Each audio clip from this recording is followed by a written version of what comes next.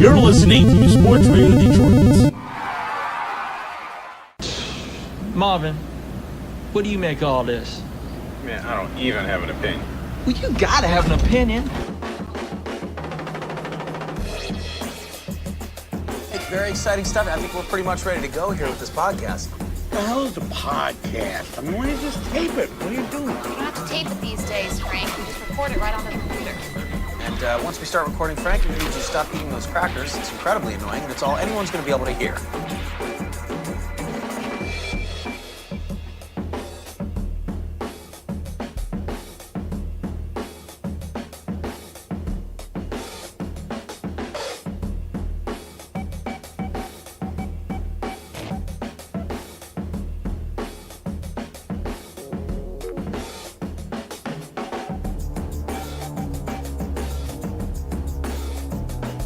All right. Good morning. I guess. Top of the morning, everybody. Good morning. Roger's first thing he says, I'm like, I guess. Yeah, it's been a rough morning here. Hang on, wait a minute.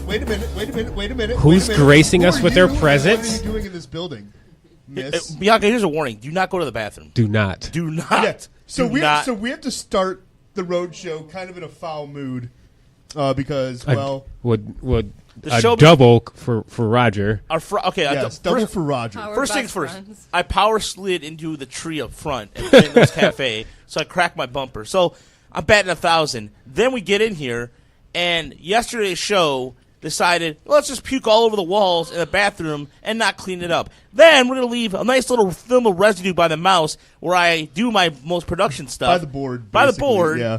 And leave it a mess. Then leave the mics on, so when Roger decides to go and set up the board, can't. And this is no knock on Dan or Al. Those guys are fantastic. And they've yelled at those guys before. But the guys on Friday night pissed me off. So somebody violently threw up in the bathroom. Yeah, it was violent. It was like projectile vomit. They definitely puked and rallied. Like I had to really pee, and I was like, man, this is almost making me not want to pee. And I'm a dude. That's why you just go outside. No, seriously, Dan and Al are fantastic guys, and I feel sorry for them, and I do. Yeah, so just go make the snow yellow. Yeah. You okay, man? This is my nightmare. Well, good morning, everybody. Good morning, everybody. This is the SRD Roadshow. Yeah. Cave Radio Broadcasting. Oh, yeah. my On Sports Radio Detroit on demand. And, so some breaking news. So what time did you leave, Bianca? I'm curious. Like 8:20. Me too. It takes me a half hour to get here. So I'm like, okay, an extra 10 minutes is good. Nope. It's weird. It's either a blizzard outside for the people driving or it's like a sunny day in July. Like, there's no in-between. Yeah. I think I'm the only in-between person driving. Like, careful enough because it still could be slippery in some places, but still near a speed limit. I don't get it. That is something that I never understood with snow because it happened last year when I was driving into work. This lady's going like 10 miles an hour. If that. Maybe 20. I'm going 25. And she's like, you're tailgating me. I'm like, still driving below the speed limit, driving careful, and you're the one still brake checking me in the snow. Like, who does that? Right? I mean, we all have lived here long enough. We know what snow is. I like Mike's comment, Mike Papchek. Like, I forgot that no one in Michigan has ever seen snow. I mean, it's true. That's what it seems like too. I don't understand when it's snowing or when it's raining. I don't understand. Why is it so difficult? What is this? What is this? I can't get jiggy with this shit. Well, that's why I hate 75. Winter? No, 75 is the worst, and now I have to. 75 is the worst, no matter what. Yeah, 75 sucks, but I never have to touch it. You see, I mean, you know what? 2 car lengths back is fine when it's a blizzard out, but not when it's like a little bit of rain. It's a little bit of rain outside. People are just like, "Oh my god, I don't know what to do. What's this stuff on the ground? What is this? What is this? I can't get jiggy with this shit." Speaking of what is this BS? Stanton going to the Yankees. Yeah, that's not they're BS. Pending that's the approval. Yankees being the Yankees. They're finalizing the framework right now to send the was it AL NL MVP to the Yankees. So I asked the guys a question. When's the last time in the following year a team had both MVPs on their team, which is an amazing stat right there. Probably the Yankees. like in all seriousness, it's probably the Yankees. It's probably like, I don't know. Well, Well, here's the thing that really I don't know. I'll have to look that up. That is going to take some deep research. And they got the money for it. This is my nightmare. They have the money for it, and they got people coming off the books. He's coming off the books after this year. They're more than likely sending Starlin Castro the other direction in that deal, and then they're going to find somebody to take Ellsbury. So that's the 3 out of the top 5 people on their payroll. So all they're going to have is Chapman, Tanaka, and Stanton. So that's a big deal for them, and they got still have money to make moves. So do you think after all the trades went through, especially the one that was supposed to go to the Giants, Jeter's just like, I'll call Cashman, see if he can do me a solid. He calls him, he's like, hey, it's Jeets. Got a player I need to get rid of, and I know you guys have prospects. I wonder if his ringtone is when he calls number 2, Derek Jeter. Jeter, number 2. My girlfriend lives in the city, and she works at this nice restaurant. She's seen Jeter there twice. They actually did like some type of ceremony for the Yankees there. And she said the first time she saw him, he came out of a car and the license plate said what? Guess. Number 2? No. Jeets. Gift bag? Captain. Maybe it was CAP with the N. Something like that, but basically gift bag Captain. to go? I think it's pretty cool, though. I actually love Derek Jeter, and that's why I've been a Yankees fan. I actually, when the year before they said that he was going to retire, I was at work, and I promise you, I started. I didn't cry. I teared up. I mean. Was it like Kobe retiring for you? Yeah, you know what I mean. Like I was shedding tears, but I wasn't. But I dropped a few tears. I love Derek Jeter.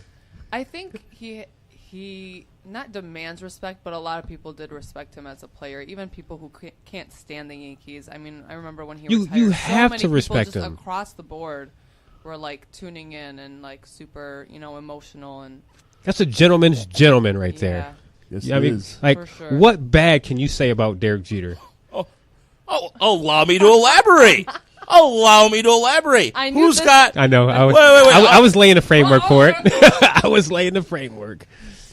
All right, allow me to elaborate. Who's got one of the worst fielding percentages of all time? Derek Jeter. Okay, Derek. Grantland did an article about him a few years ago, and hate.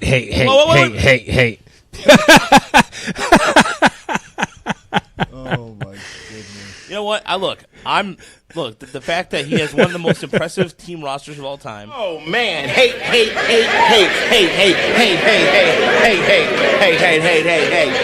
Oh goodness Okay, gracious! he's a polarizing defensive player, but the guy, just because he makes a jump, makes it flashy, makes him the jump man. He's a jump man. The flip of 2001, and then chasing the pop up in 2004. There is how many good things do you have to count before you have to start to say a bad thing, though? Like, okay. All right. So what makes him so great? Tell me what makes him so great. The last 3 things you just said.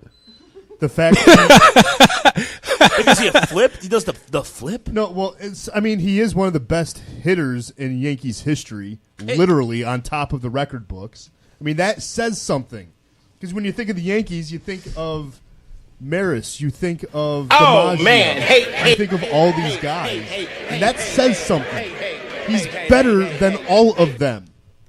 He has a better batting average than all of those guys. And he just traded a $300 million contract off his books to his former team. Hey, like I said, he called Cashman and was like, "Hey, I need you to do a solid." And he's like, "All right, I can do that for you, G." Look, Stanton, he nixed the first 2 trades. He's like, "Well, where do you want to go with it? Dodgers?" Look, guys, you guys asked. No, I'm not getting it. You guys, here's the thing. My whole thing is this, okay? Defensively, he's average, yes, but offensively, he's not. He's got 3,465 hits. I'm not disputing that whatsoever, okay? The thing that gets me upset about him sometimes is the same argument I get about between Ozzie Smith and Alan Trammell. Ozzie Smith does a bunch of backflips. Everybody talks about how much of a great defensive wizard he is. Yet Alan Trammell has better offensive numbers than he does. About a little bit. Ozzie Smith was a better defensive shortstop. Yet Alan Trammell, who hopefully will get in the Hall of Fame next week, can't get in the Hall of Fame. I think sometimes it depends. It really depends on market sometimes, and the New York mystique adds about 10 more shine to it than anything else about Derek Jeter. I respect Derek Jeter. It's not that I'm not hating on him. I don't think he's like the worst player of all time. However, as Bianca would probably think, and I know Bianca's thinking this right now, Roger's just trying to be a hipster, trying to be an argument, blah, blah, blah. I can't dispute the fact he's a 14-time All-Star, 5 Gold Glover, World Series MVP. He's a Silver Slugger, one of the best hitters we've ever seen in all time. Mm-hmm. Not disputing that whatsoever. However, I'm not going to sit here and everybody forgets about defensively. He's not average. He's average, but yes. but everybody forgets that, and everybody always wants to talk about because he does the little it's just he's got good gift bags. He's got one of the best team photographers of team photos. If you could I forgot what website put like a MLB roster out there of the women he has slept with, it is remarkable. Okay, so hats off to that. Hats off to that. I mean, he's going to be in 3 Hall of Fames: the Yankee Hall of Fame, the Baseball Hall of Fame, and the Players. Hall of Fame. If Bianca says it helps him, great, and I understand, and it does. I don't think it does. These are good-looking women too. I think guys, because of the women that he's been with, they kind of idolize him. They're like, man, he's. Like, I don't. I can tell you this right now. I get no writers being like, you know what? I'm on the fence between Ken Griffey Jr. and Derek Jeter, but you know what? Jeets slept with like 20 hot women. I'll go Jeets. Man, bet you $5. I'll go Jeets. There's some guy out there who won't put him in 100% Hall of Fame because all the Hall of Fame is really. Oh man, and it is because there's some douchebag out there who has a Hall of Fame vote. It's gonna be like, there's so many criteria now that like they come up with writers come up with this stuff on their own. You know, when they vote for Hall of Fame, like, oh, I'm not gonna vote for a first ballot guy no matter what, and stuff like that. You know, only the certain selected shall be in first ballot Hall of Fame. Are you the voice of SpongeBob? I don't know. I could be. It sounded similar. Wouldn't that be Patrick or something? 2 hours later. 2 hours later. Yeah. So I mean, maybe I'm a little fired up. Maybe because my morning's a little fired up. I'm not hating. Look. It sounds like it. It sounds like it. You know what? Whatever. Fine.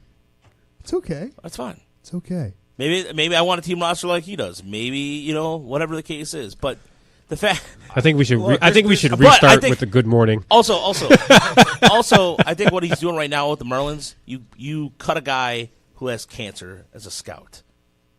What you're doing right now is kind of tarnishing up a little bit. What if this guy's a bad scout? Yeah, you can't He's just... been there for 25 years, man. He was a foundation of the Marlins, man. But the Marlins suck for the past 25 years. Well, 2 World Series. Don't tell me they don't suck. No way. Hang on. I didn't know we were having hot Cuban tamales for breakfast today. Let's slow down the octane a little bit. Get out of here, man. But why do you have to add in the fact that he has cancer?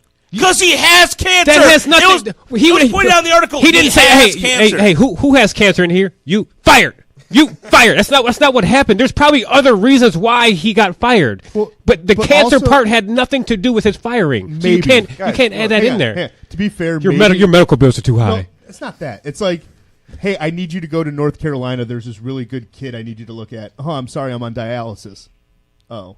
Yeah, I mean, at that point, yes, it will affect your job, but it doesn't make you callous. Here's the exact headline: the Marlins fired a scout who was recovering from cancer surgery and needed a kidney transplant. I'm sorry, how much more transparent do you need to be? So hang on. So you're saying, and this is just to be fair, Roger. You're saying if you're a GM, we'll just say the GM of the Tigers. You are the new GM of the Tigers, and you need to turn the franchise around. You need to do something. You're going to keep a guy on a payroll just because he's coming back from cancer when you need young prospects and you need him to be actively working and he can't. Plus, the guy is 64 years old. Marty Scott was on a hospital bed, and he said, Derek Jeter doesn't owe me anything. He doesn't. Hold on. Let me finish. Probably in the hearts they didn't want to thought he was right. I know based on certain aspects of the game, I was probably making too much money. But we all love the game. We're all in it together. I just think 40 years was worth more than a spank on the butt and see you later. But I mean, look, this is going to make me sound like a total douche, but this is the real world. You can't do your job. They're going to get rid of you and find somebody that does. That's the most callous thing I've ever heard in my life. Hey, but on top of that, though, it happens. It happens every single day. It's happened at my day job a couple times. Guy has a heart attack, and they're like, "Sorry, you're going to miss a month of work. We can't keep you." Put you in LOA. But on top of that, okay, yes, he's got cancer. They fired him. Okay, he walked in and it's trading the reigning MVP. So that means from bottom to top, it doesn't matter. We're trying to turn a new leaf. So it doesn't matter if he has cancer or not. We're trying to do something different here. So we're supposed to. Okay, so I'm supposed to ignore the fact that the guy's being a Scantlet or Cantlet or that's probably not the only person in history who's been fired. I understand that, but what? I'm sorry, but I think it tarnishes him up for me for Derek Jeter a little bit. He's a Yankee, and all I'm saying is there's plenty of room on this Yankee haters bandwagon that I really enjoy riding. So why don't you just step on up, Roger?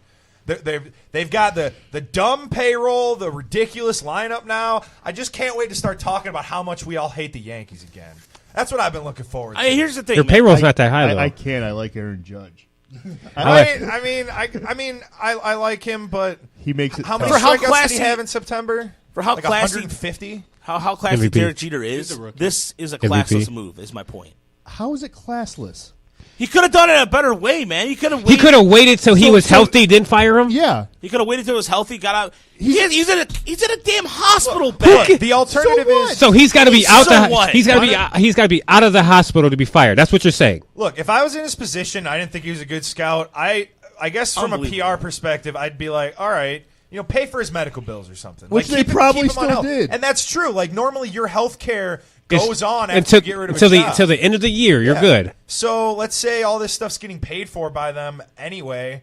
I don't see it as that big of a deal. I mean, it looks awful, but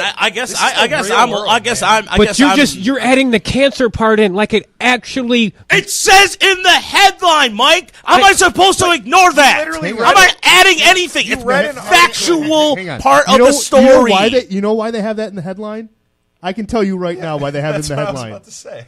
Because it will get people like you to click on it and read the story and have the reaction you're having right now. Because you're making it seem like he got fired because he has cancer, which is not the fact. I did not say that, but that's the part of the story. That is the part of the story. Let me read the story again so you guys can see what I'm saying. We don't need to hear the story, but you're mad because he has cancer and got fired. So if he didn't have cancer and got fired, you wouldn't be mad right now. It's literally written in such a way that you're going to feel sorry for this guy. So I'm supposed to get mad at Jeff Passan. I'm supposed to get mad at Jeff Passan, and I'm supposed to get mad at Matt. What's this guy's name? Like I said, just Matt Bone Steel. And so look, so let me ask you a question: if he didn't have cancer right now and he got fired, would you be mad? Yes or no? Yes. Would you be mad? Hang on, time out. You realize those guys do not write those headlines, right? Oh, yeah, those true. headlines are written by copy editors and not them. They write the story and that's it. The headline is not written by a writer ever. I'm literally saying because I know that for experience and for a fact. Headlines are not written by the writer at all ever. They're written by your editor. So you can't say Jeff Passan. You can't say the other guy. What was his name? Matt Bonestein or whatever for the Washington Post. Bonesteel. Whatever. You can't say that they wrote the headline because they did not write the headline. Bones is that a real name? Is that dude Moonlight? Like what? Matt what Bonesteel. Matt Bonesteel's his name. I can't say it without giggling. That's Everybody in awesome. Here, You know he got teased. Yeah. And now he's probably teasing everyone else, like and I'm with sure a name like they that. all called him by his last name for sure. Hey, Bonesteel. But you know what though? Okay, you know what though? I also will blame one of my favorite punching bags of all time, and Jeffrey Loria, who those contracts were expiring contracts, and he did not address them. So he left Jeter to deal with it. Oh, yeah, So now you're pissed off at Jeter Hold on, let me finish. for it. They're both responsible because they're both responsible going at these contracts. They should have addressed those sooner or later between the both of them. Hey, but if you're selling a team, why do you have to do it? I'm not about to. If I'm selling my house, I ain't about to cut the grass for you. If I'm, you should paint if I'm the buying wall. something, I want to know what I have in it. You've seen the grass when you were thinking about buying the I'm not house, talking right? about the grass. I'm hoping that you patch the wall that you punched the hole through. Hey, and but that's it. when you walked in there, you seen what the house was like in the whole 9 yards. So it's not like they didn't know the contracts were bad. It's like they walked in.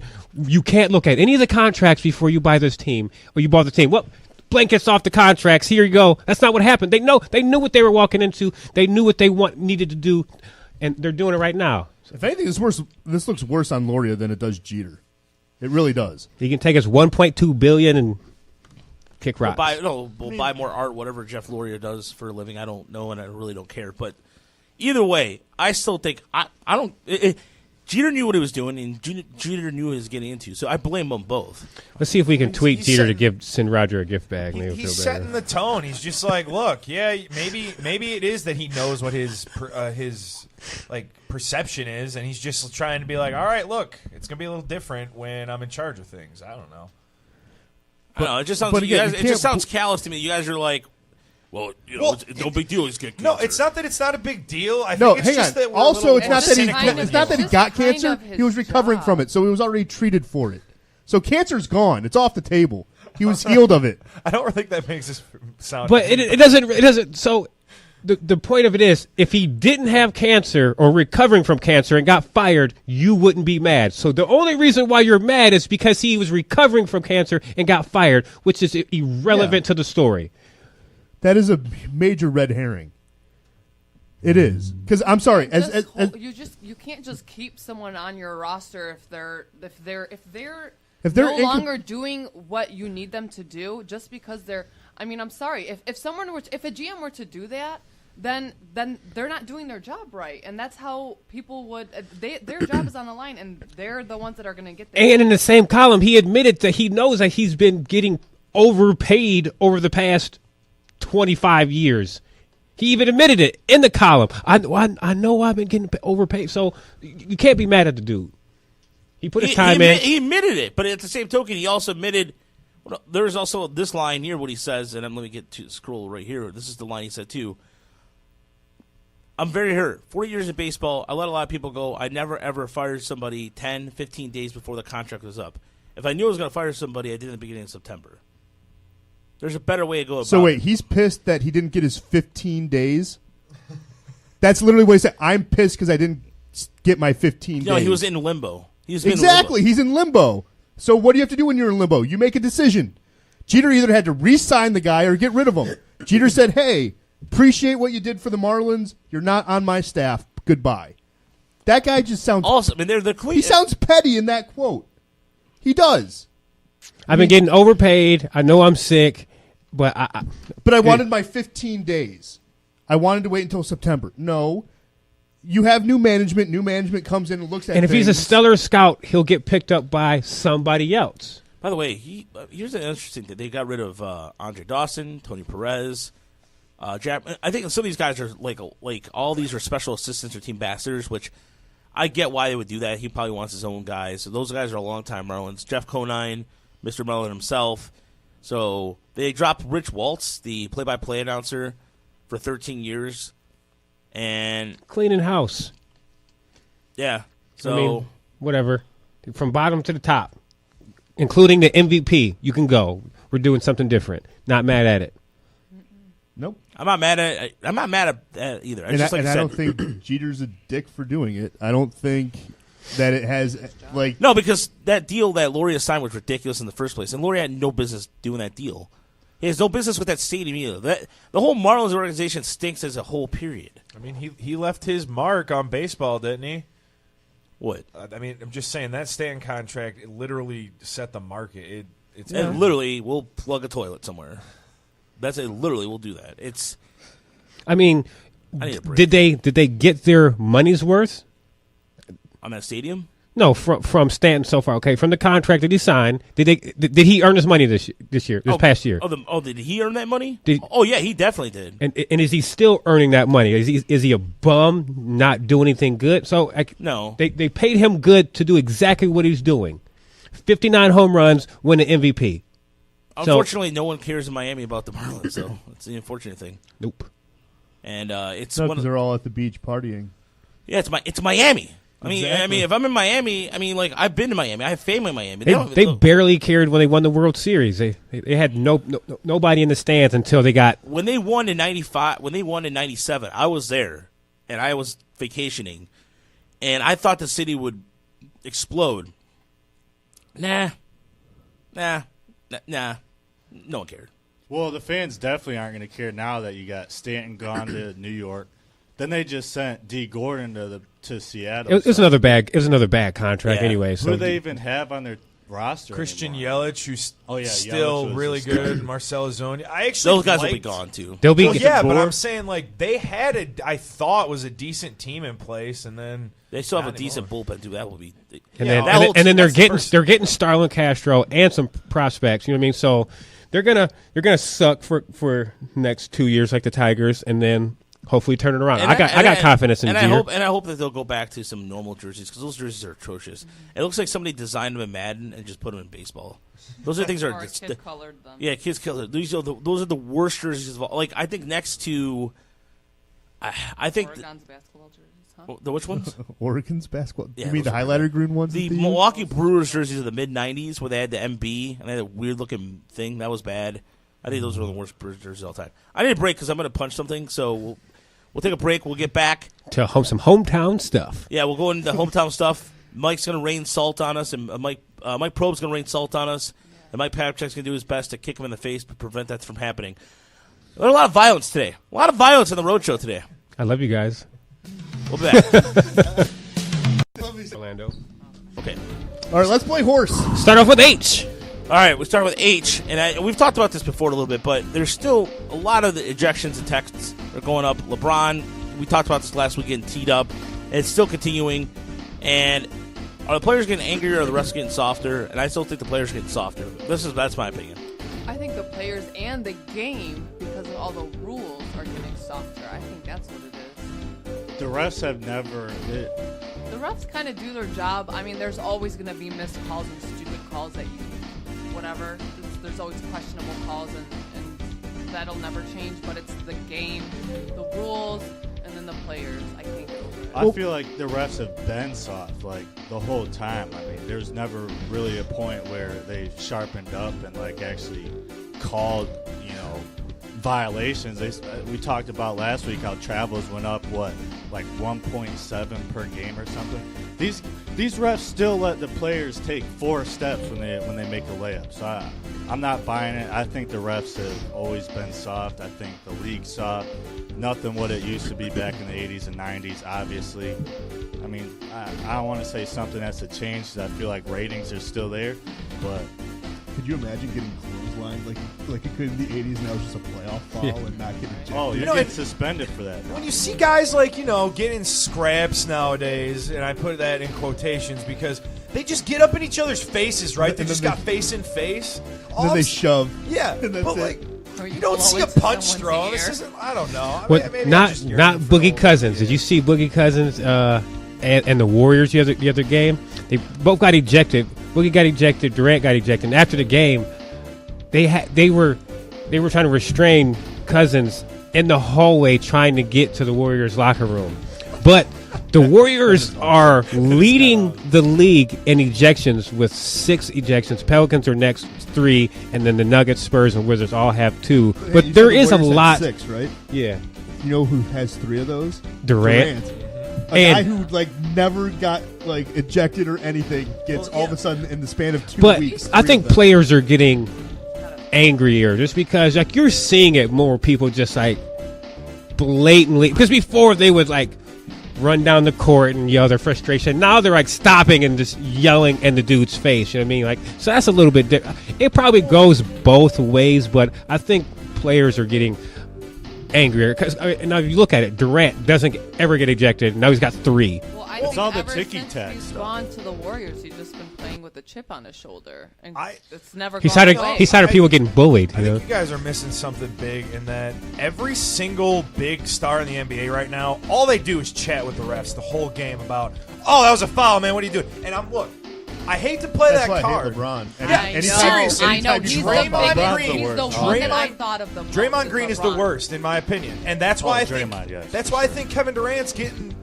It's rubbing off on him. The Warriors have always been like this. Steph is bad about it. Draymond is the worst, though. I've never seen a guy complain to a ref so much. And the thing is Draymond is supposed to be this LeBron. tough defensive player. You lack discipline. I like that. I like that movie. You lack discipline. That's from Kindergarten Cop, by the way. So what we got up next? Tuba. It's All not right, the so tuba. we go to O. And Which O is we can transition from What, Draymond Green to Yeah. Steph Curry? Speaking of, see if no Steph Curry, but does it really? Who's going to bear the load for the Warriors, and does this really matter as the Warriors are coasting along with the 21-6 record in the West? Go ahead. I think Durant, clearly he has stepped it up the past few games, but I actually think that him rolling his ankle was the best thing for him because he was already nursing a wrist injury that needed to heal. So now he has to sit back for a couple of weeks. Now, he said he's going to be done for 2 weeks. I think they need to sit him for a few more weeks. They don't need him.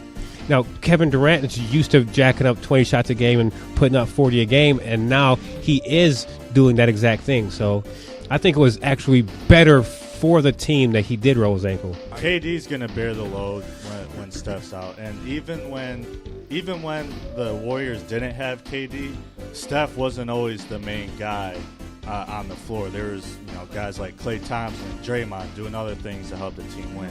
But I think especially now that you got KD, who's averaging, I think, almost 30 a game, you don't need Steph out there. You got scorers. You got three-point shooters. The Warriors are a super team. But to add in, they did call up a point guard, Quinn Cook, the guy from Duke from 2015, won a national championship. He won the G League Rookie of the Year last year, and this year's averaging 26 a game. You know what I mean? So Quinn Cook is averaging 26. He's 26, 4, and 5 for the Warriors. No, in the G League Warriors. Oh, G League. Okay, I got you. They brought him up. That'd be a huge story on ESPN. I can't believe I agree with Pro on this, but honestly, I can't believe it's not butter. Look, why do they need Steph right now? Spread the floor. Well, but I'm saying they're clearly the best team in the West. Well, actually, I would actually argue that, but they're one of the top 3 teams in the West. All right, but who's going to nail those 40-foot three-pointers? Well, that's what I'd like to know. Who's going to entertain us during their practice on Sports Center? Yep. LeBron. My point being, this isn't the playoffs right now. The playoffs are months away, so why don't you make sure a guy's 100% healthy? Unless someone else goes down, I don't see the point in rushing him back. So I actually agree with Pro that sit him for an extra week just to be safe. It's not worth it. Might as well. You don't need him. Plus, he has ankle injuries. He's got ankle issues at Davidson and stuff like that. And that was actually why his first 4 years in the league were nothing special, because he couldn't get off the bench. Right. And it was a bad roll too. I was like, oh, that was like a second away from being snapped. So it worked out because he did have a significant wrist injury that was similar to the same one Kobe Bryant did years back, and there's nothing that you can do about it besides heal. So I think that him rolling his ankle was the best thing for him. Well, plus you saw how they played last night. Don't miss a beat. They don't. And you have because KD was just. But it's not just KD. You have Klay Thompson. Klay Thompson is not chopped liver. He's a good defender, a good shooter. He's a good all-around player. He just gets overshadowed by 3 other players, 3 other players on his team. But Draymond Green, he's hurt as well too because he missed the game before last, and you can tell by his game last night that he was hurt. Pachula.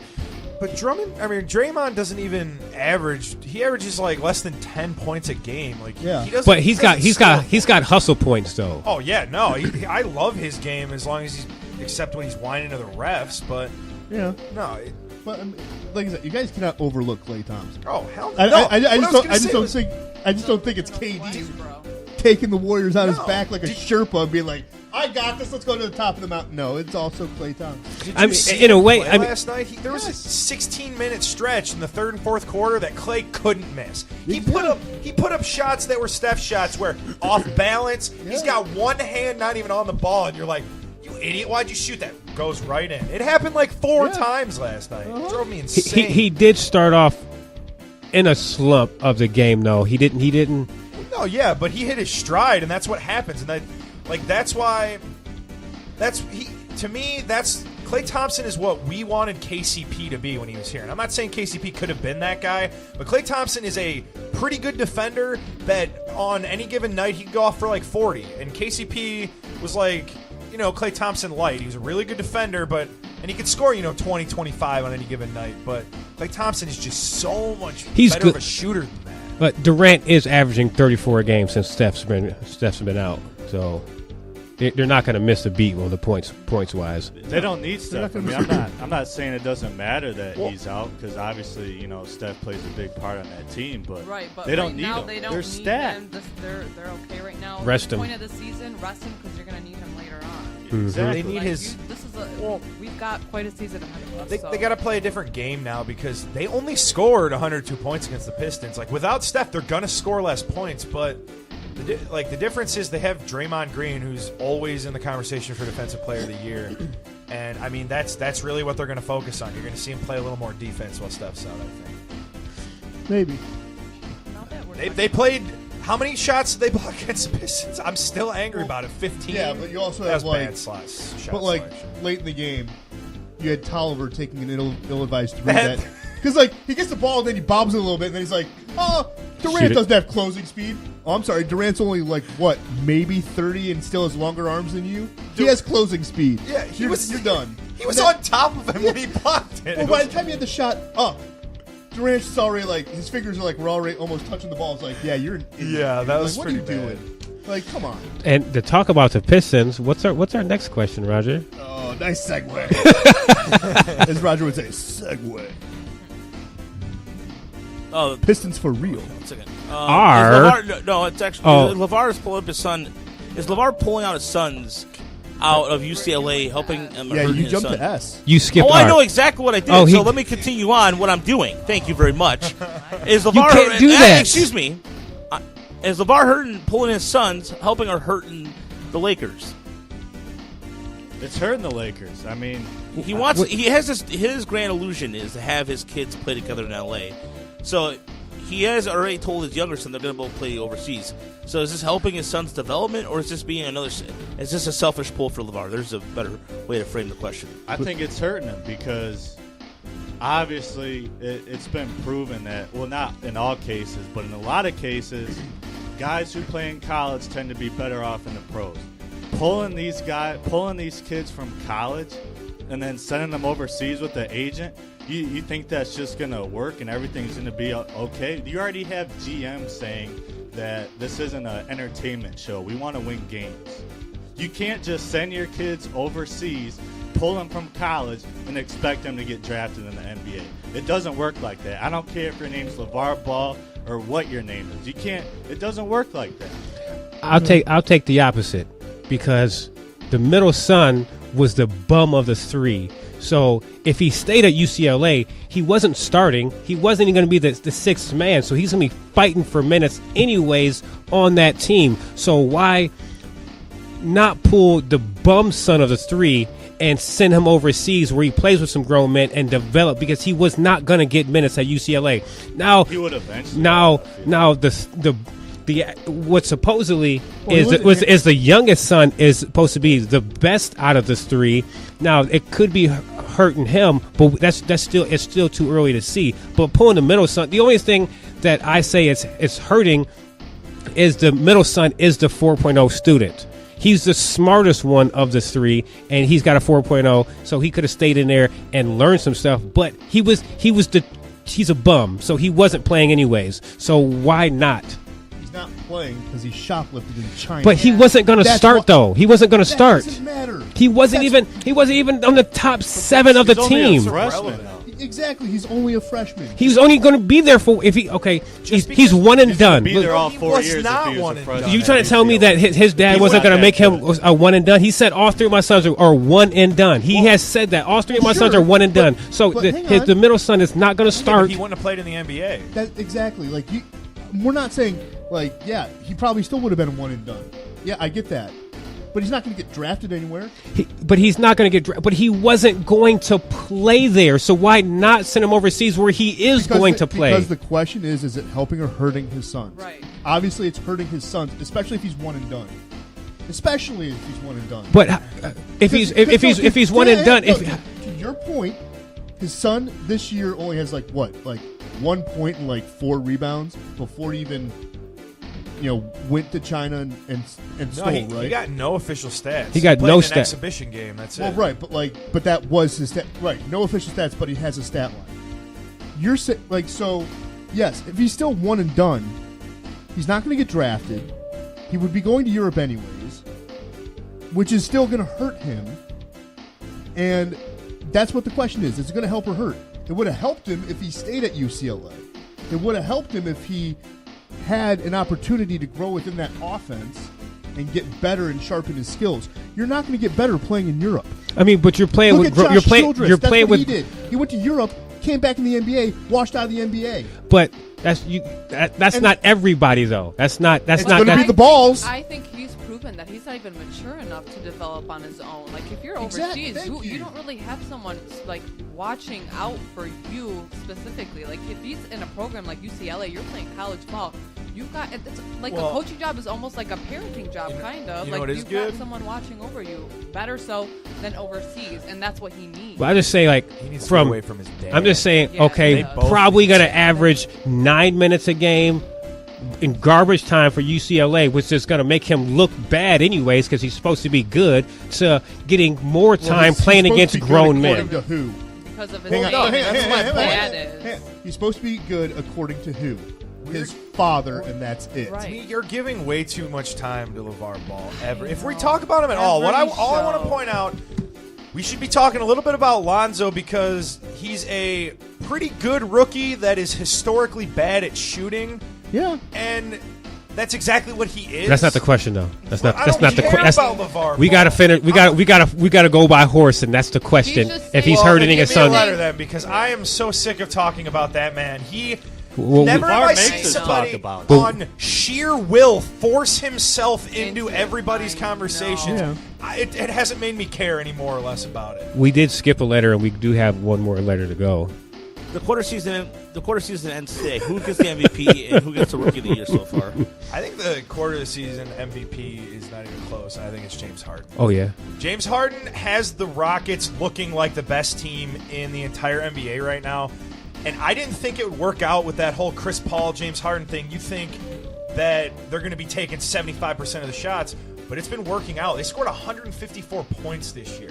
That team is crazy, and James Harden doesn't get enough credit. The dude used to be known as just terrible defensive player. He's not that anymore.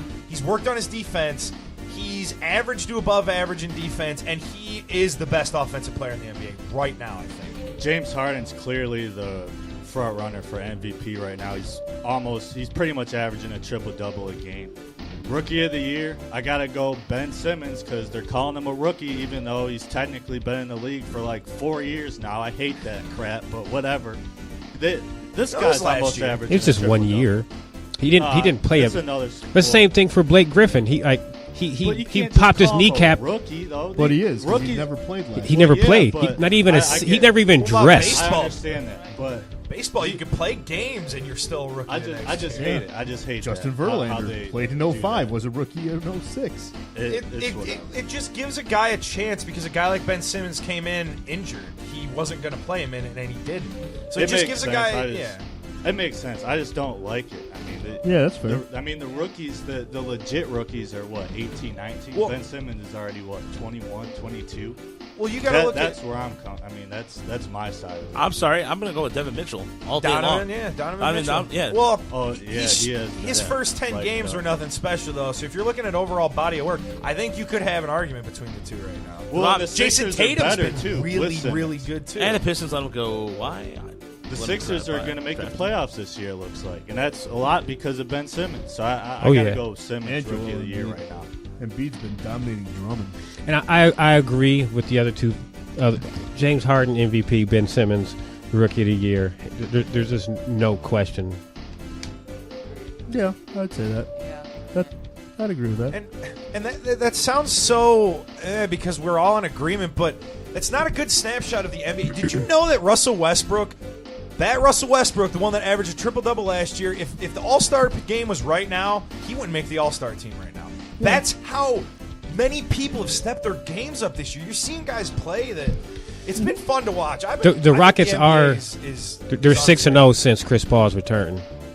And Chris Paul, I didn't think he'd have a clue how to even work himself into that No, team. I thought that they may have given up too many pieces to get Chris Paul, that they didn't have a team to contend, and killing it. Straight killing it. Well, they've got a really underrated big guy. I think Clint Capella is really, really good. and he's only 20, 21. They drafted when he was 18 years old. They have a good foundation there, and when you score as many points as they do, they kind of get a break on their bad defense. I just feel like moving players around is almost like playing the lottery. Like, you don't know how the chemistry will work out. There's got to be chemistry. You can have 2-3 good players. If they're not able to work together and there's no chemistry on the floor, you've got nothing. It doesn't matter. And then the exact opposite works, where Boston gets rid of all but 3 of their players from last year, and they're playing just as well. I think that comes from coaching, though. Yeah. All right, final letter. Okay, so I'm not gonna throw that much shade though. hold on a second. God, first of all, let me set up something before I even do it. Yeah. But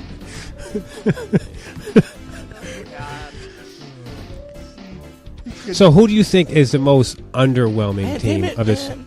Hold on. Damn it. Well, I'm giving you time. You want us to be quiet? we go. Two Yes. fumbles. What did you see about the Bears? We shut them down that way. No, we just the Bears are what we thought they were. Pistons. They're what we thought they were. We played them in preseason. Who the hell takes a third game in the preseason like it's bull? We played them in the third game. Everybody played 3 quarters. The Bears The are who we Pistons. thought they were. That's why we took the damn field. Now, if you want to crown them, then crown their ass.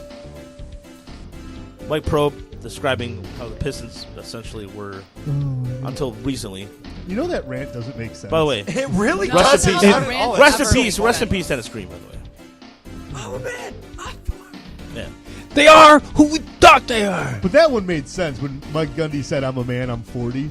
That was That made It's sense so funny, though. It's my favorite rant because he ever. thought a reporter was attacking a kid. That's why he's like, "Come after me." Yeah. I'm a man. I'm I'm 40. 40. So it made more sense than the Bears who we thought they were. Yeah, you still choked the game away on Monday Night Football, dude.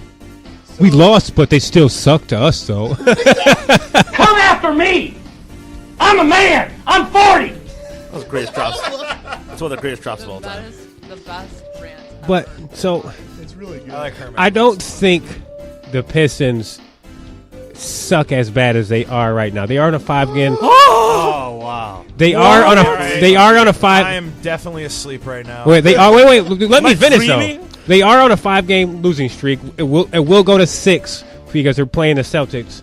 But after that, they got 3 easy games where they can get back up there. But they're literally 1 game from they're 2 games from missing the playoffs at this point. Look, I have to ask you a question. So it's almost like Halftime score. You want to send me the halftime score again?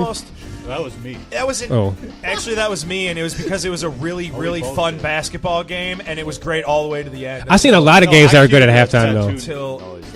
Until Reggie Jackson put up that shot. But no, all I want to ask you is: so you're saying this 5-game losing streak isn't as bad as it looks? Almost like it's like win streaks and losing streaks happen during the season, and that eventually it evens out a little bit. Is that what you're saying? Well, Almost I don't really don't understand the question that you're. It's a 5-game losing streak. All right, they were in 4th, and then the 1 loss yesterday dropped them all the way to 7th, and they're 1 game. So you're really concerned if 1 loss is going to drop them 4 spots? That's why it's December. That means that one. And they're going to go on streaks, like Pat Check is saying.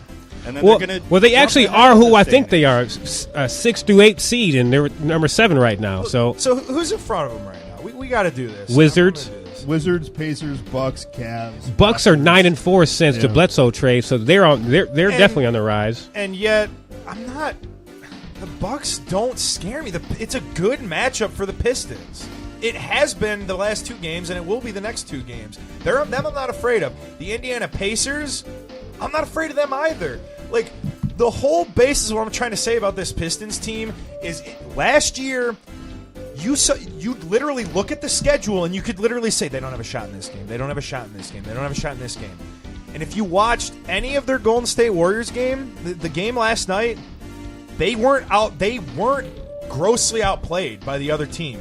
They put in effort when they started falling behind, which, God, that never happens. They were the ultimate.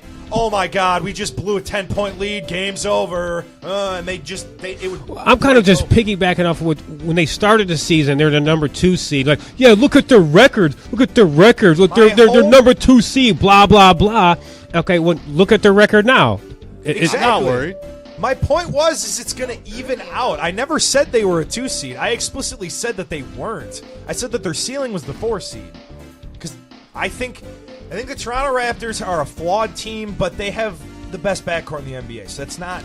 Like you said, the top 3 in the East, we all know are the Celtics, Cavs, and Raptors. I think that's a foregone conclusion, but my whole point about the Pistons team, if they're good enough to go on that kind of streak where they're 14-6 at any point in the season, that means they're good enough for the 4 seed. It doesn't mean they'll get it, but it means that, I don't know. I have a big issue with the people talking crap about this team because people said that Reggie is a bad player. He is.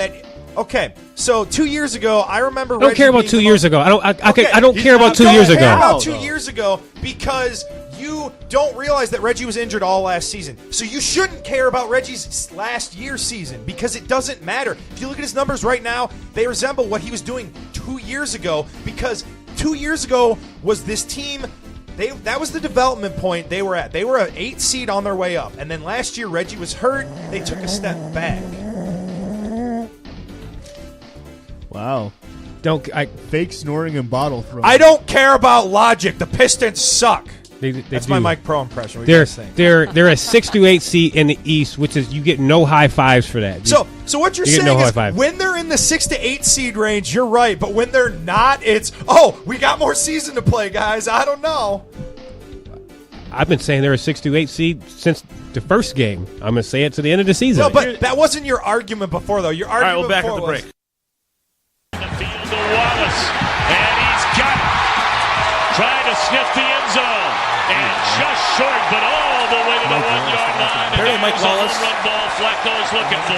Outruns Glover Quinn. Glover Quinn knows this is Welcome coming. back to the SRD This is the Roadshow here on perfect example of a quarterback throwing SRD somebody open where his guy or no guy gets Joe it. Flacco. Joe Flacco looking like a quarterback that, not Joe Wacko, as Mike Proe would like to say. Joe Flacco looking like a legitimate quarterback last week as the Ravens stopped all over the Lions, scoring over 40 points last week. And the Ravens, who came in with the second worst offense in the league, decided to go out and... And now first and goal to the end zone. Touchdown, Ravens. I almost passed up on some quality family time because, you know what, I was about to say, let me watch the Lions game and then we'll go do something after that. I was like, no, let's go do something.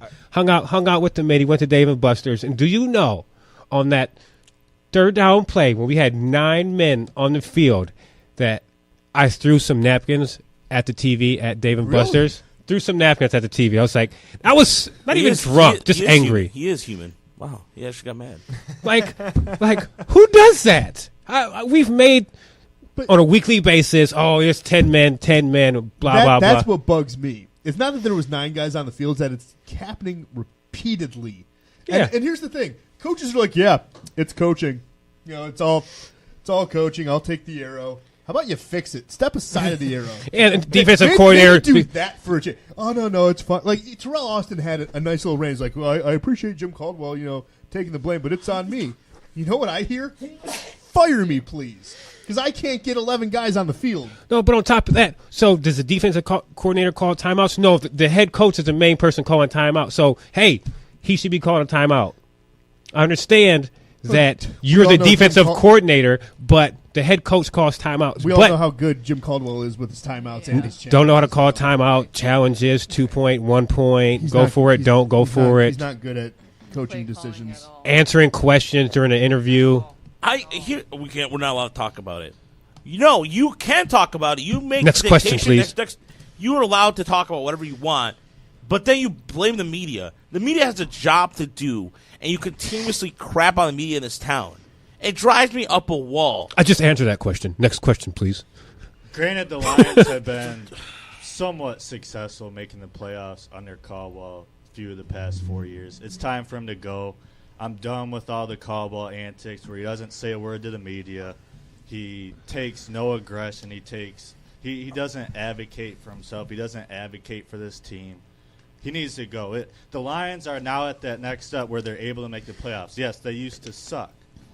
But Caldwell has gotten them at least Lions to a playoff appearance. Mm-hmm. So, but they have made that next step in terms of actually, peeking their head in the playoffs. Granted, we haven't won yet, but I think it's time to actually find a coach with some kind of decent resume, not a Marty Morningweg or a who outsmarted the Lions on Sunday. Yeah, or multiple times. A guy who took the win in overtime made you look stupid.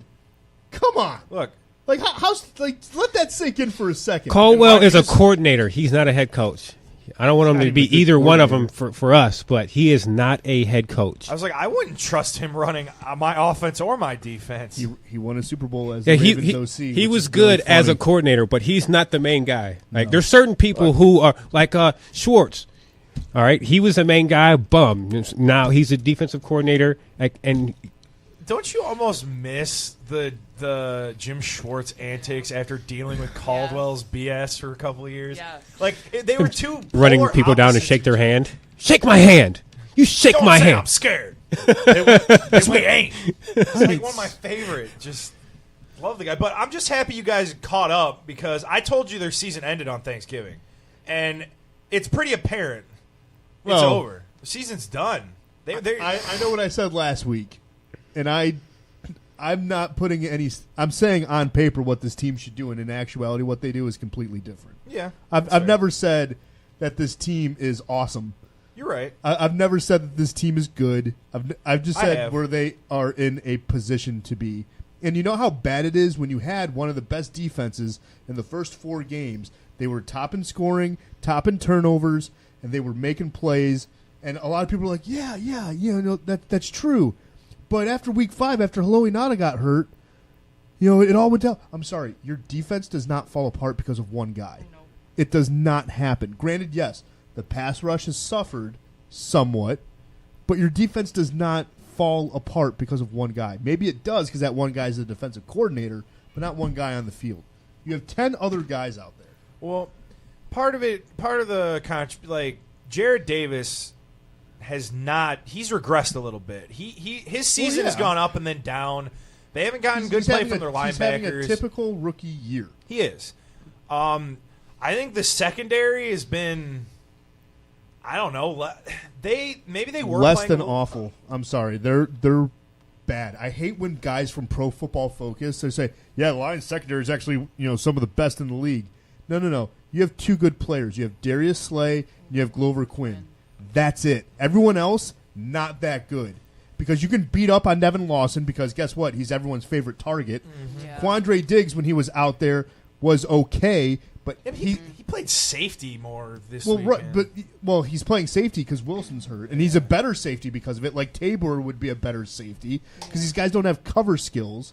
They have good reading skills. They can design digress a play and then attack. Mm-hmm. But you even look at DJ Hayden, a guy past his prime.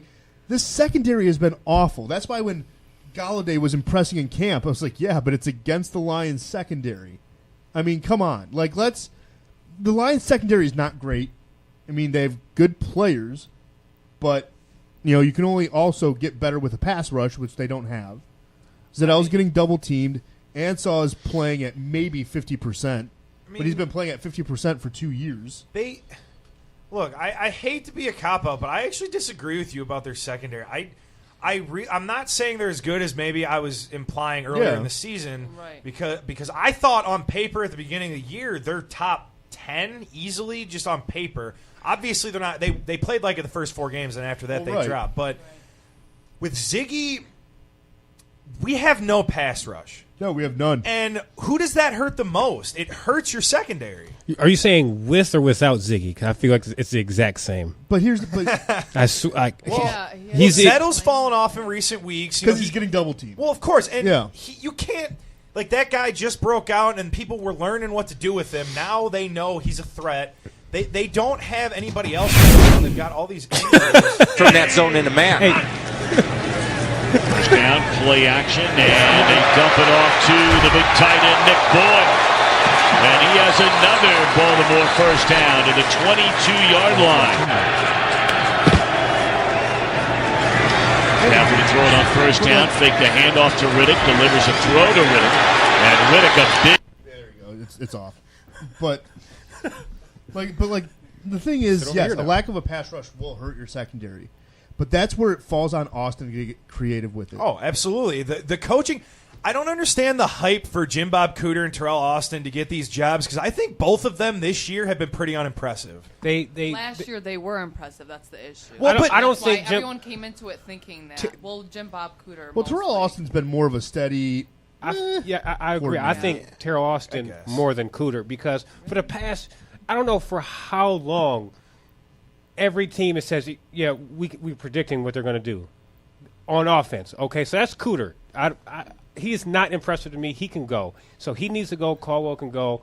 Austin, he needs to step it up with 11 people, and he can possibly keep his job. That's why on Lions SRD I asked this question because I feel it's important. Because we know that Caldwell has an extension. Does he deserve it? That's a different story. But if you got rid of the coordinators and kept Caldwell, would you be somewhat satisfied as a Lions fan? No. I'd be even more angry if that happened. Like Caldwell just needs to go. Who cares? He got an extension. We can pay him. I'm not saying. Yeah, right. But like I'm just saying that's a separate question. We can be another team who's paying two coaches at the same time. I don't care. Caldwell is a veterans coach. He's not. The rest of the team is not responding to him. You know what I mean? I don't. Caldwell has to go. We can't hire a sucky head coach. We can't hire a good coordinator. It's time to find a decent head coach with a decent resume. Who would be that guy then? Who would be that guy? Because I have two guys in mind. I want a no-namer. I don't want anybody who's been there and failed, and I want somebody new, a guy on the rise. It's got to be a head coach though, because I'm sick and tired of the coordinators. Schwartz didn't work. Caldwell hasn't worked. Who would it be? Because I have two guys. Anyone actually have names or and no? not to any TV analyst. No. Okay. That would have been my What? John Gruden? No, I have two names. All right, very good names. I honestly don't know because I want to give Terrell Austin a shot, but that's only this year. Like I don't want to go in not knowing what to expect from him. I'd rather get rid of Caldwell this year. Let Terrell Austin get a trial run, you know. But who you got? Yeah. Who you got, Ben? So my number one, and this has been my number one for a while, David Shaw out of Stanford. He's a very knowledgeable guy. He's smart. He actually kept what Jim Harbaugh was doing at Stanford and kept doing it. True. Like that show, and this is at Stanford. So like that shows something, right? Anytime he talks during draft coverage on NFL Network, guy is insanely smart. I would love to take him because he still runs kind of a pro-style offense. Second, only because of scheme and scheme alone, Gus Malzahn. Because I want to see the pistol as the base formation for this offense. Well, and Malzahn would bring that because he runs out of the pistol. Gus, that's 100% out the question. But Shaw's my number one.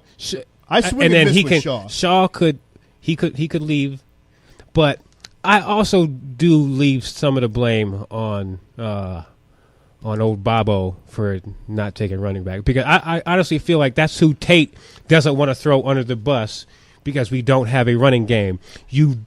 The best running back class in the past 10 years, and you take running back. I get what you're saying, but you already did not know what you had with Amir Abdullah because he was injured.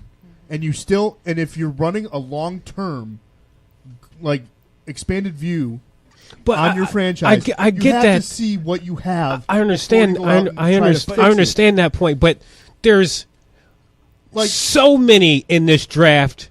Take one just because. But I understand that we possibly going to roll the dice on these two dudes right here. You still have a very good running back class. Running backs are undervalued every single year. It's not like this class was like, oh my God, studs all over the place. This was an overwhelming you still class. have that next year. You have Bryce Love, Saquon Barkley, Darius Geis. You have all of these really good running backs coming in from college next year. It's not like if you swing and miss and not take someone this year, you weren't getting a Leonard Fournette. You could have taken a Kareem Hunt. Yes, you could have, but you also needed wide receiver help, so you took Galladay, so it's a toss-up. The only thing people are pissed off about is not taking out Alvin Kamara. That's literally it. I mean, so 3 through 5, P. Ryan, Kamara, Foreman. P. Ryan was not a top running back. He's not. He's like He was a top running back in Oklahoma. What do you mean? No, he was not. He almost got 1,000 yards rushing with Joe Mixon. Joe Mixon both got 1,000 yards. So you can't just say they were both like. So you can't say that he wasn't a good running back. So he got 1,000 yards with another dude who got 1,000 yards. So what has he done P. with Ryan? the Redskins? He's played in like 2 or 3 games now. He's injured. He's not injured. He's actually he didn't play last week because he has an ankle injury. He played last week. I'm in the playoffs right now. Starting P. Ryan. He's gotten 100 yards. You're not looking closely enough at your roster, son.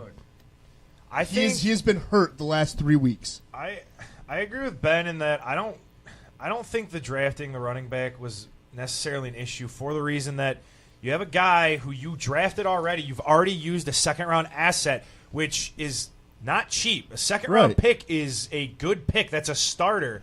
So to waste another one, I wouldn't have done it, but I would have signed a free agent.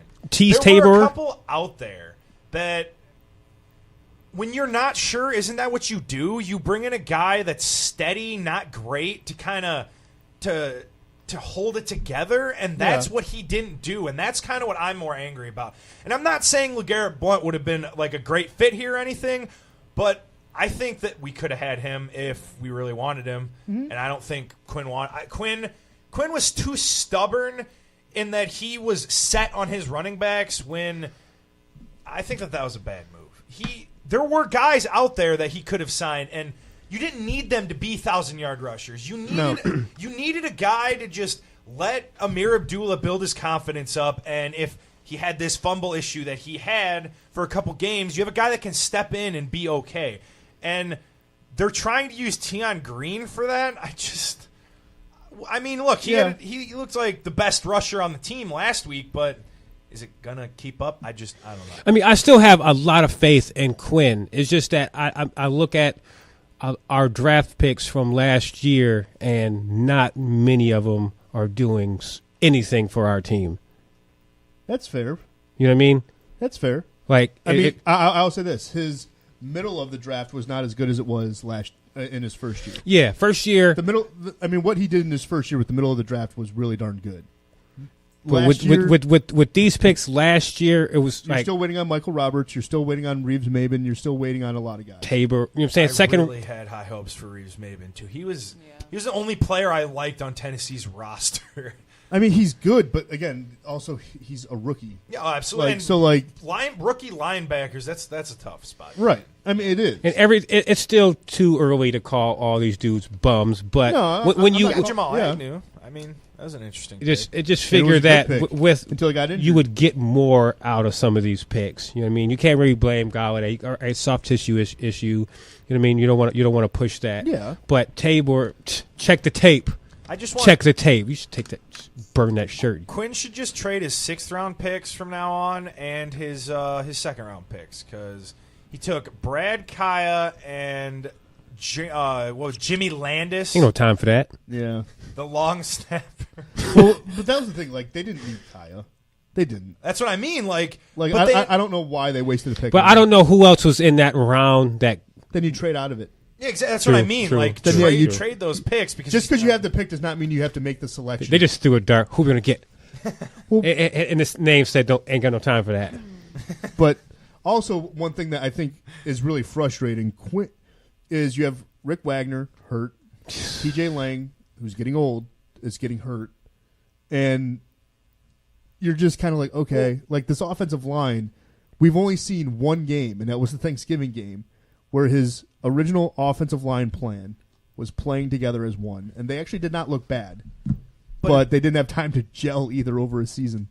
I think individually, especially Rick Wagner, has not been what he was advertised. No, he hasn't. And Riley Reeves actually had a better season. Yeah, and I was just about to say that. It's awful. But I think that's what brings it full circle. Does it come down to coaching when it comes to something like that? Is he not as good simply because Riley Reeve has a better coach in Minnesota and it's a better scheme? I don't know the answer to that. Right. I don't think I know enough about football to really know for sure. That's why I do think no matter what, even with this extension out there. Oh, yeah, he's not safe. Jeff Fisher got fired, 2 games after he signed a 4-year extension? Right. And Mr. 8-8. And the Rams right now look pretty damn good. So I don't think they're Right. too beat up about it. So Yeah, no. And that's what I'm saying. I want somebody who's new. I don't.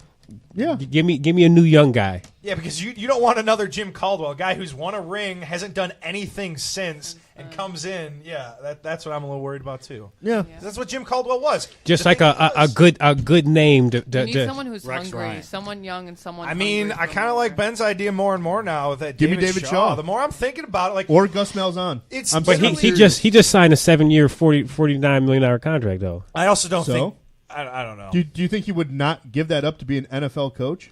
He's not leaving Auburn. You never know. Auburn wanted him fired every other week this year. Which made True. The entire fan base was like, "Hey, you're a bum. Get out of here. We want you guys." Like, One of my friends who I always argue with, he's an Auburn fan. I love Alabama, and then he was saying at the beginning of the year, it's like, "Oh yeah, he's gotta go, and then like I said, and at the end of the year, want it was a to good see year, his Mouse. pistol Good offense contract in the extension. NFL. I would love to see his pistol offense in the NFL. I really would. Zone But blocking. But the other thing is, you would have to have a good running back to make that work. Well, Bryce Love is going to be available. Where though? Like, well, if the Lions keep up the way they're playing, Yeah, I think they are. We're gonna have a pretty good pick. my top 10, baby. I'm all for tanking right now. I think. Now Well, look, at this point, if Stafford's we lose hurt, to so, Tampa but, Bay, yeah. like I really don't want to pick Tampa Bay just because like they've been atrocious this year. But if we lose to Tampa Bay, man, I am not watching another Lions game until somebody gets fired. I mean, to be honest, I watched about 5 minutes of the game last week, and I felt great about it. I picked the Ravens in picks. I had no care in the world. I turned. I was about to say, how did They're you? down by 2 touchdowns? I was gonna say, how did you feel good? They were about 20, like within like a minute and a half, but you picked the Ravens. Because okay, I yeah. Speaking of the picks, it's time for the picks here on the SRD Roadshow. Oh, somebody had me a piece of paper. I work today. There's a notebook right there. There we go. I'll have to update standings. All we know is I'm leading. Yeah, Falcons game helped me out Thursday. It did. I think me and Ben picked up like 3 games on everybody last week. Yeah, okay. You guys both had 11 plus the Thursday night game. So you guys got 12. I had 10, hoping on the 11th with the Thursday night, which did not happen. There we go. And Brian, I give you a SMH. Why? But you didn't do that good, so you're shaking my head. All right, we start. I'm only down 1 point. I'm not worried. We're not worried. We start with Buffalo with the Colts going on the road. We start with the 1 o'clock games with the Colts going on Buffalo. Brian. I gotta go Buffalo. I mean, I just never really seen any hope in the Colts all year long. I've never had the will to pick them at any point in the season, so I gotta go Bills. Tyrod Taylor. Have we picked the Colts yet this year? I mean, Against maybe one game. against the Browns. Yeah, I think we did. I know Rodgers picked him a couple times. I think Buffalo, yeah, for sure. Bianca. Ben. No one circles the wagon. Everybody going to be Buffalo here. I think that's a Buffalo sweep. All right, we go to Cincinnati as the Bears travel to on the road for a road game for the Bears. Mike Proe. Cincy. Are we all doing Cincinnati? You know, I'm gonna go Bears on this. Okay. One. Bears at home. I'll take Bears on the road, Brian. Taking Bears too? No. I didn't realize. Yeah, it's a Bears at Cincinnati. Sorry. Am I allowed to do that, guys? Before it becomes official, yes, you can do that, Brian. So Thank you, Roger. everybody on Cincinnati. Yes. Yeah. Okay, pretty much the next one for this same goes here is the Packers travel to Cleveland, take on the Browns. Everybody. I mean, although Cleveland did fire the GM this week and their vice president. They just got rid of Kenny Britt. Yeah. So there's cleaning houses. They're already cleaning house already, but still, everybody, Packers. Yeah. Packers. Pack, All right. Go, Pack, go. He's not good. 1,000 yards. One of the best In one rivalries. season. One of the best rivalries in the NFL. The Raiders travel to Kansas City to take on the Chiefs. Ben. Oh God, 2 6-6 teams. I cannot believe they suspended their cornerback though, just because he threw the flag. So what? I understand. can't If do you want to that, punish him next year at the end of the season. Charge him $75,000. Don't start the first quarter. But you're 1-5 in your last 6, and Like So you're I going take to it- lose the division lead. That's so stupid for So you to. I think you're picking the Raiders then. No, I'm going to take the Chiefs. Okay. Where's Mike Proe? They got to turn this around. I'm going Chiefs too. Chiefs. This is like the first time I haven't felt good about picking the Chiefs. I know. I don't feel good about it either, but Play they have the potential to be good. I got to go Chiefs. The Raiders haven't really shown me anything this year. Derek Carr, I got him in fantasy. He's been a huge disappointment. We doing all except on the for 2 Chiefs? weeks, so I got to go Chiefs. All Chiefs in it. I'll go Raiders. All right. Cowboys travel to New York to take on the Giants. Pap check. I mean, Eli Manning's going to be starting this game, so he's going to lose, but he's going to be starting. Who's it? Giants and who? Giants and Dallas. Oh, Dallas. This is probably the only game I'll pick Dallas the rest of the season. Yeah, I'll pick Dallas. Dallas all. Yep. Yep. You got them. All right. Cowboys, Roger. Yep. That was Dallas all. Minnesota travels to Carolina to take on the Panthers. Bianca. Every time I go against Minnesota, they win. This is probably one of the best 1 o'clock games out there. Yes, it is. Panthers. Yep. Pivotal game for the Panthers, too, as well. Panthers? I'll go Panthers. I don't see the Vikings. What are they? 9-2. I don't. No, see they're 10 10-2. I don't see them. I don't see. They're 10-2. I don't see them going 11-2. I'll just say the same thing if they're 9-2. I gotta go.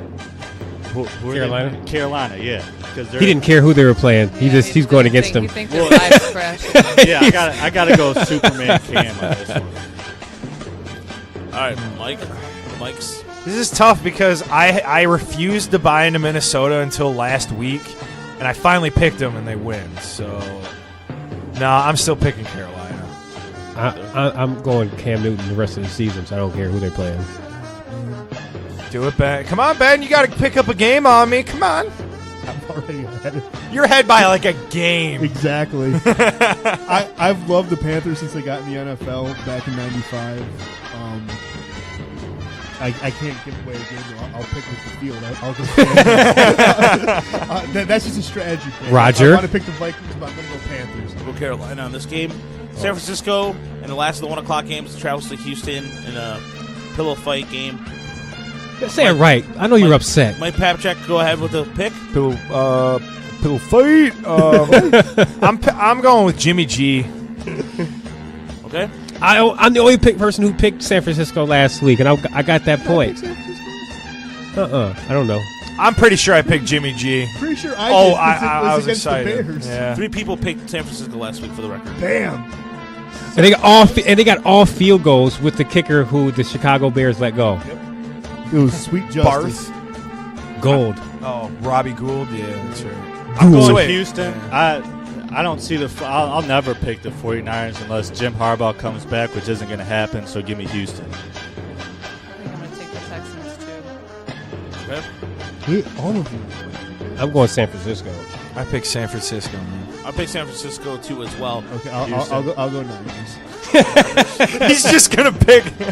I'm going to all right. for my lead. All right, hey, I was going to pick the Niners no matter So we go to the 4 what you o'clock guys games. said. We go to the Jets. Go to Mile High, take on Denver. Bianca. I'm going to go Jets. Jets. Ben. Let's get Jets. I got to go Broncos at home. Their defense is going to come Where? out firing. Where they been at? Where they've been at.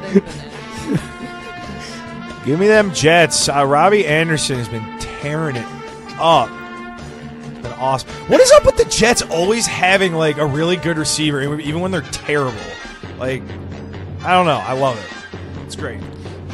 I mean, Denver's defense is semi good, but when your quarterback throws 3 interceptions, it can't be that good on the defense. So I'm going Jets. Like it's Denver's atrocious too. All right, I'm going to go Jets as well. Anybody else forget to pick? No. Are we good? Okay. We go to Titans going on the road to take on Arizona. Bianca. I'm going to go. That's a tough game right there. I think I'm going to take Arizona. I'm going to go Titans. I think they're going to steal one on the road, although they're known for being more of a better team at home. Got to go Mariota.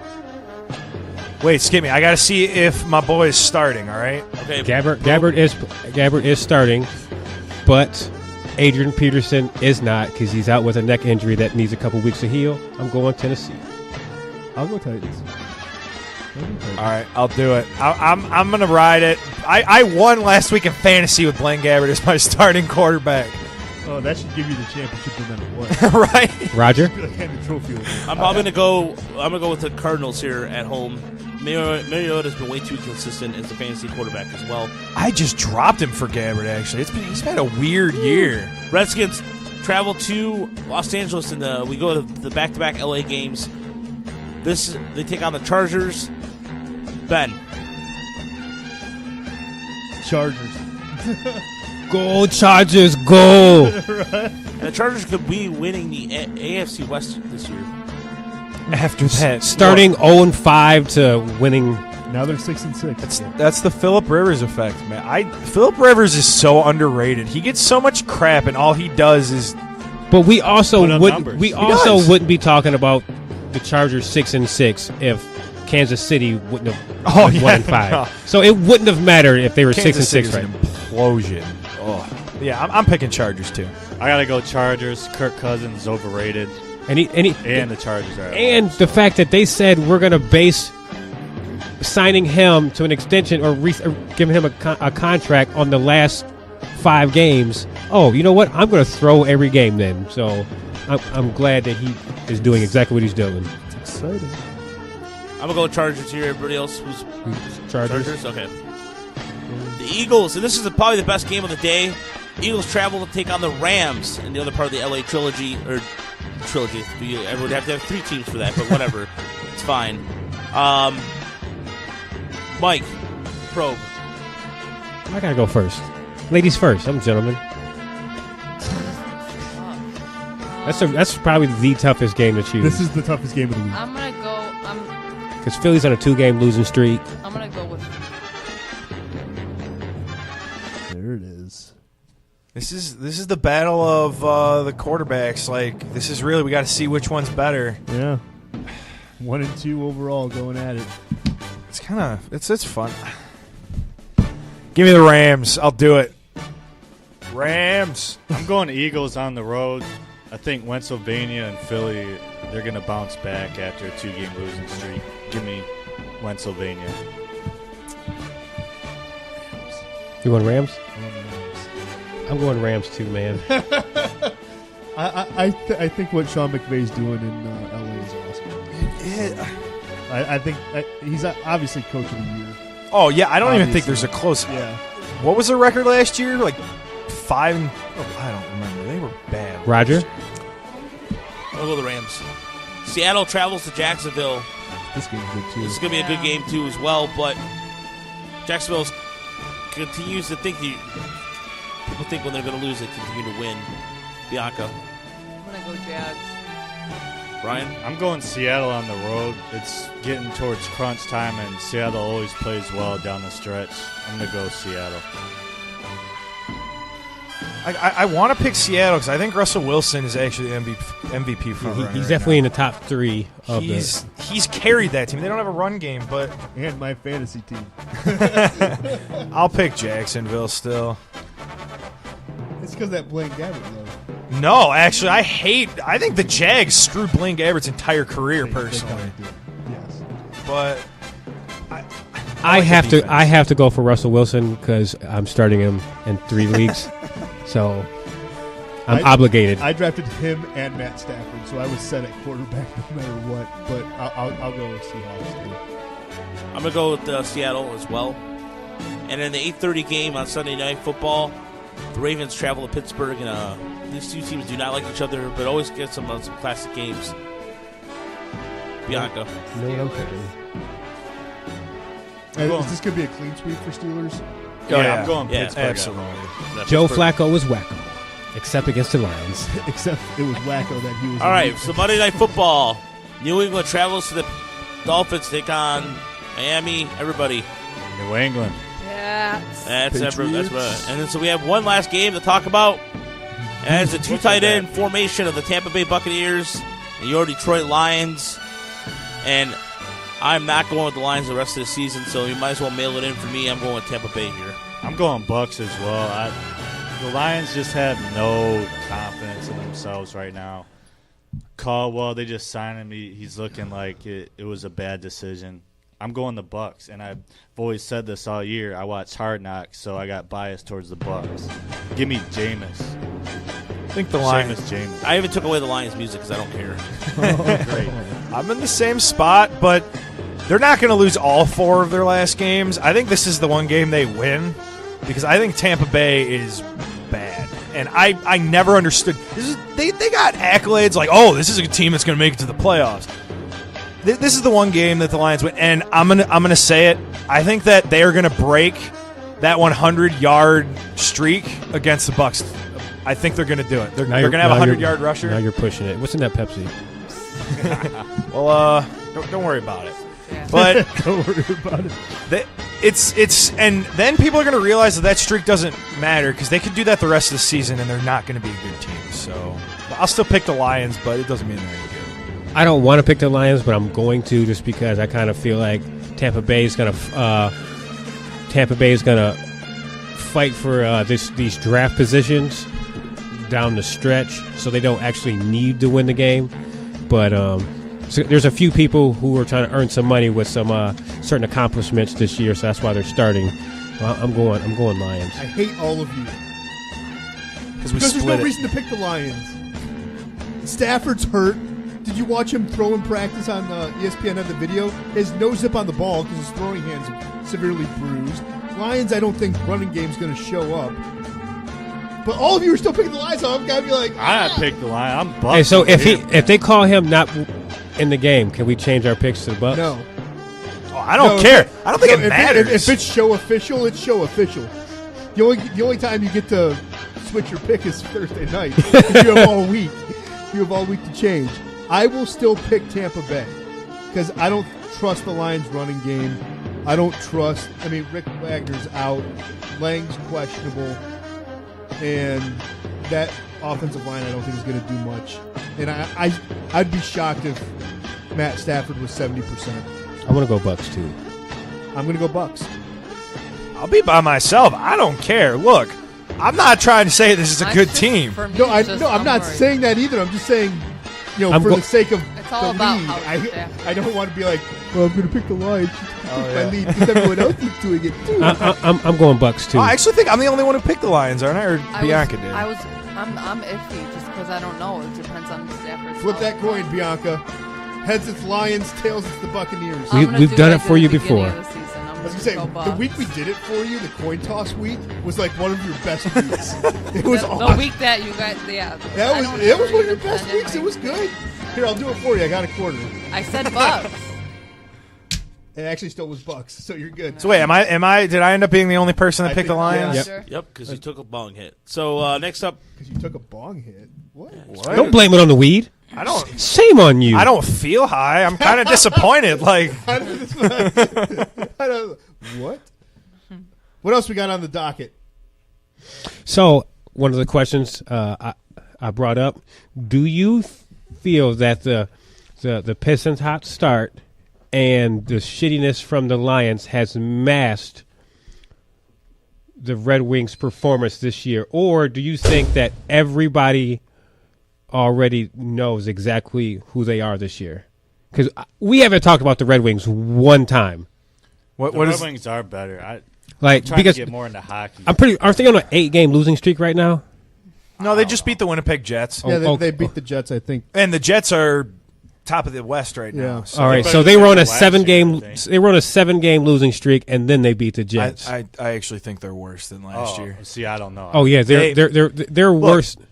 I think people went in knowing. Well, I think the ending of the streak had something to do with it. Like, this is the first time perception-wise going into the season that people don't expect a playoff push. So that's obviously going to affect things, but they don't have the talent. Look, to me, it's depressing to watch Z just float across the ice. He's not. Well, yeah, no. He's not Zetterberg. They don't.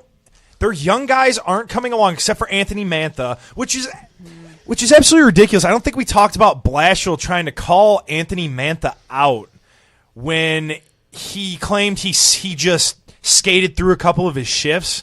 He's calling out a 19-year-old kid when he's got all of his veterans that are doing absolutely nothing. They're a mess right now. They need a new GM. They need a new coach. They need a completely new direction. Their young talent isn't developing. And that was what the whole thing about this team was, is that they have a lot of talent in Grand Rapids, and it's going to come up, and they're going to develop. None of these guys have developed. Like, none of them. You got Mantha and you have Anthony. I think that's really it right now. I mean, you have other guys. Well, I'm talking about, like, top-line guys. I remember hearing about all these, like, Gustav Nyquist was supposed to be a top two-line guy, you know? He has not performed. Danny DeKaiser. It's a bad year to open a stadium. Terrible. It was. True. It's a very bad year to open a stadium. They should have just just kept it in the old one and then just waited a year. You know what I mean? Because this is just, like... Just make a lie and be like, no, it's not done yet. Are you sure? You see the pictures from the inside. It looks pretty done. No, we can't get the temperature for the ice right. It's not done. Not done yet. That's probably why they got the Pistons there, so they can get money, because they know nobody's going to see the Red Wings this year. No one's seeing the Pistons either. And we did this poll earlier in this year. Who's the first coach to get? Who's the next coach? Detroit coach to get fired? And we were all right that it was the Tigers. I feel like if there was a couple more weeks in the Lions season, it would be a competition. On paper, the Lions should still go. But what? I feel like Blashill's going to get fired. Well, he might. I mean, that was the thing with Blashill, though. He was the Griffins' coach when the Griffins were going good. Now they have most of that team. And on paper, it sounded great. Oh, yeah, these players with this coach. That's what I'm saying. Like with Papchak's point, I don't get why these kids aren't developing. Well, because it's not like when he was there, he was developing good kids. I don't think it was him, because the Griffins haven't fallen off at all. They're still competing for the Calder Cup, and even without Blashill, but it just seems like they're not peaking, but they're not developing when they make it up to the big club. Like, it's just they're not a fun hockey team to watch. No, they're frustrating. Well, they're frustrating because they don't play to their potential. When they play to their potential, they're good. They don't. Who's watched the game this year? I've watched. I have. I've watched. I mean, I'll admit I'm a bit more of a Blues fan, and man, the Blues have been way more fun to watch this year. But I mean, actually, that's who's playing tonight: Wings and the Blues. You're going to root for it. I've Blues, 100%. chimed I'm not a in. Wings fan. He doesn't like Wings. I'm not afraid to admit I'm not a Wings fan. I never really have been. That's fine. But they're better from 2 years. Whatever. Even 2 years ago, they weren't that great. They really weren't. That was the end of the era. And that was like my comparison. When I know you hate comparisons, but it's like, man, I don't even care that they made the playoffs that long, because who wants to make it to the playoffs and get swept? And then get taken out first round. Exactly. Yeah, get It was so okay. stupid that's all they cared about. Let me be devil's advocate here, all right? There is a saying in hockey, you know, once you're in, you're in. That's all that matters in hockey. And you watch the LA Kings, who won the cup 2 times in 3 years. Let me tell you right now, they were not the best team either of the 2 years they won that cup. All it really takes in hockey is for your goalie to get hot at the right time.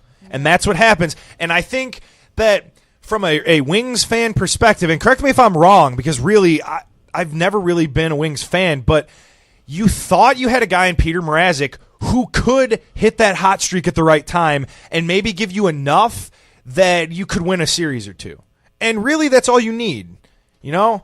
And I think that's what people's mindset has been with this team making the playoffs every year. And it's because of the teams like the LA Kings going in as an 8 seed and really dominating the entire playoffs. Even bad Wings teams took a good Lightning team to 6 games. I mean, that's I think the frustrating part, because it's true. Once you're in, anything can happen.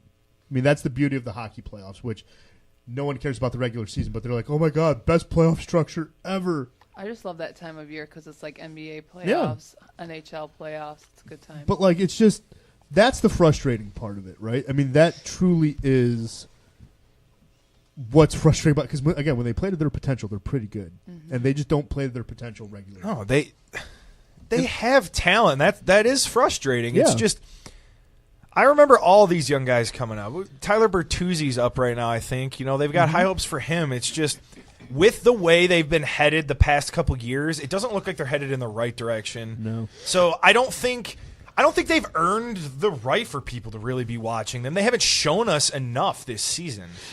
I honestly don't think we're sucking enough. We're because right now we're not in that lottery pick, which I wish that we were. We're not far off of it. Well, they started hot. There's two teams with 7, and then 9, and then we're at 11. So we're 4 games from it. So right now we're looking at the same way we did last year with like number 6.